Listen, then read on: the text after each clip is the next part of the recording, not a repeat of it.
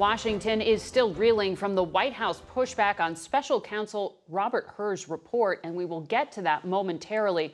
But we want to begin today with the last candidate standing between Donald Trump and the Republican nomination. That is former South Carolina Governor Nikki Haley. She's on the campaign trail in North Augusta, South Carolina, and joins us this morning. Good morning to you. Thanks, Margaret, for having me.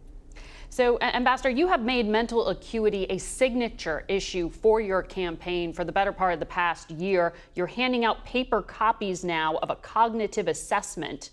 When do you plan to take it, and are you at all concerned that you might turn off some older voters? I have no problem taking it, and what I've said is we need to have mental competency tests for anyone over the age of 75. I don't care if we do it for 50 and up. But what happened with Joe Biden this week and what we've seen with Donald Trump is another example of why. We have to face the reality of the fact that when you get to those ages, you get diminished. These are people making decisions on our national security. These are people making decisions on the future of our economy. We need to know they're at the top of their game. This morning, NATO, the Western Alliance, issued a statement responding to remarks Donald Trump made last night at a rally, and they warned it puts U.S. soldiers at risk. Here's what he said. One of the presidents of a big country stood up and said, well, sir, if we don't pay and we're attacked by Russia, will you protect us? I said, you didn't pay? No, I would not protect you. In fact, I would encourage them to do whatever the hell they want. If elected, would you adhere to the premise that an attack on one is an attack on all? I mean, absolutely. NATO has been a success story for the last 75 years. But what bothers me about this is don't take the side of a thug who kills his opponents. Don't take the side of someone who has gone in and invaded a country and 500,000 people have died or been wounded because of Putin. Don't take the side of someone who continues to lie. I dealt with Russia every day. The last thing we ever want to do is side with Russia. What we always need to remember is America needs to have friends. After September 10th, we needed a lot of friends. We can never get into the point where we don't need friends. Now, we do want NATO allies to pull their weight, but there are ways you can do that without sitting there and telling Russia, have your way with these countries. That's not what we want. If you notice, Russia has never invaded a NATO country. They've invaded Georgia, Moldova, and Ukraine. They are actually very intimidated by NATO. NATO allows us to prevent war. We need to always focus on preventing war. I want to ask you about another comment that Donald Trump made that was personal about your husband, Major Michael Haley, who is currently deployed with the South Carolina National Guard. Trump said this about you. Where's her husband? Oh, he's away. He's away. What happened to her husband? What happened to her husband? Where is he? He's gone. I know you said this is disqualifying, but during his first presidential campaign, Donald Trump mocked former POW John McCain and a Gold Star family. He was still elected. You agreed to work for him. Why do you think that's disqualifying now? Well, I agreed to serve our country, and I'm proud that I got to serve our country. There's nothing, no more higher honor than to serve the people of this country. But what I can tell you is, look, it's insulting to military members. It's insulting to military families. And the part that bothers me is he continues to do this. This isn't personal about me and Michael. This is about what it says to every member who sacrifices for us. This is about what it says to every military family who sacrifices alongside of them. We can't have someone who sits there and mocks our men and women who are trying to protect America. It's a pattern. It's a pattern of chaos. It's a pattern of irresponsibility. It's a pattern of just saying things that are not helpful in strengthening America. And this is a chance America's going to get to decide. We know what Donald Trump is. You could watch that whole rally yesterday and it'll tell you all kinds of things. But the thing is, do you want it again?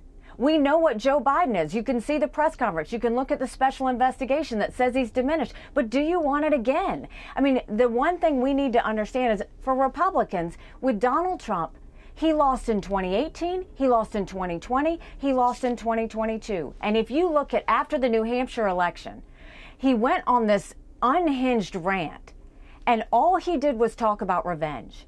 And then you look, he said, anyone that supported me was barred permanently from MAGA. Then he pushed the RNC to name him the presumptive nominee. Then he lost his court case and he went on a rant again. The problem with all of that is at no point is he ever talking about the American people. He's never talking about the fact that we have wasteful spending and we're $34 trillion in debt. He's not talking about the fact that only 31% of 8th graders in our country are proficient in reading. He's not talking about an open border where all it takes is one to have a 9/11 moment. He's not talking about the lawlessness in our cities, and he's not talking about anything about the wars that are happening around the world. That's the problem. That's what we're facing when this decision comes down in the election. Well, he did talk about the border. In fact, he encouraged Republicans to kill the bipartisan deal that was brokered. And last night, he was also talking about, at this very critical moment for Ukraine, when the Senate is this weekend debating military aid, he came out and criticized the nearly $100 billion aid package. Given what you know, would you encourage Republican lawmakers now to back this nearly $100 billion security supplemental? Well, the first thing I'll say is, I think that Biden and Congress have done a poor job telling Americans why they should care about Ukraine. And so you can't blame the American people if they say, why are we doing this? The way we need to look at it is, I don't think we should give any country straight up cash, because you can't follow it and you can't hold it accountable. But I do think we should support Ukraine, and I do think we should give them the equipment and ammunition to win. Because listen to Putin's own words. He said once he takes Ukraine, Poland and the Baltics are next. Those are NATO countries, and that puts America at war. This is about preventing war. That's the important reason why we have to support Ukraine. I want to ask you about Israel. Half of U.S. adults polled believe that the military response from Israel in the Gaza Strip has gone too far. That's according to the latest AP poll. That's up from 40% in the month of November. Do you think half of Americans are wrong on this issue? I will never say that any American person is wrong. It's not for a leader to say whether they're wrong or right or good or bad. That's the problem that we have in America now. I think what's important is just to explain and communicate why this matters. I've been in Israel multiple times. I've been on the border and seen all the threats that face Israel. But when you look at what happened on October 7th, when they beheaded those people and burned those babies alive and took those girls out of the concert and raped them and dragged their naked bodies through the streets of Gaza, what did they say? Death to Israel, death to America. That's what Hamas said. Yes. After 9/11, did we want anyone to tell us what to do? No. We wanted to make sure that we destroyed the terrorists. Israel wants to destroy the terrorists. We all care about the people in Gaza. We all do. The problem is Hamas is holding them hostage. They always have. But Margaret, where are the Arab countries? Where are the Arab countries going to Hamas saying we need to protect the people of Gaza? They're because trying to Israel help doesn't want to do this to the people of Gaza. Release, many of them right now. But are you saying you disagree with President Biden when he says Israelis have gone over the top in referring to the civilian casualties? Hamas has said they're going to do this again. Israel needs to do whatever it takes to make sure this doesn't happen again. And that means eliminating Hamas. They have tried working with all of the Arab countries to go and help the people of Gaza. If anybody worries about the people of Gaza, ask the Arab community, why aren't you stopping Hamas? Why aren't you stopping Iran? They have the ability to do that. Why are you going to Israel? I have seen many times where everybody runs to Israel's defense when she gets... Yeah, but the point is, don't go and blame Israel for this. I have seen many times where Israel gets hit and everybody supports Israel. But when Israel hits back, everybody condemns her. That is wrong.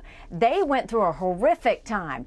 You've got to go to Hamas. Why are we not putting the pressure on Iran and Hamas? That's where the pressure should be. Why would you put it on the one that was hit? That's not what we do. We should have the backs of Israel and force the Arab countries to tell Hamas they've got to stop. That would end this war immediately. Ambassador Haley, thank you for your time this morning.